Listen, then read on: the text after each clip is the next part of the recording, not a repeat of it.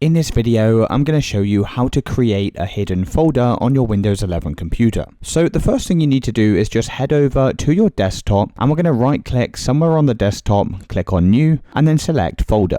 Now just give this hidden folder a name. I'm just going to call this Games, and then you can go and insert any files that you want in this hidden folder. So I'm just going to put in here a couple of images, and now to go and make this folder hidden, we simply need to right click on it, click on Properties, then check the box next to Hidden, click on Apply, click on OK, and then select OK. And as you can see now, this folder has completely disappeared from our computer. It's completely hidden, and if you ever want to reveal this folder again, then what you can do is just come over to your computer. In the left hand side, select Desktop, click on the three horizontal dots, click on Options, click on the View tab, and underneath Hidden Files and Folders, we want to make sure that Show Hidden Files, Folders and Drives is selected like this. Go and press Apply and OK. And now if I head back over to my desktop, we're going to be able to see these hidden folders that we just created. And it's as simple as that, guys. If you did find this video helpful, then let me know in the comments and I'll see you in the next one.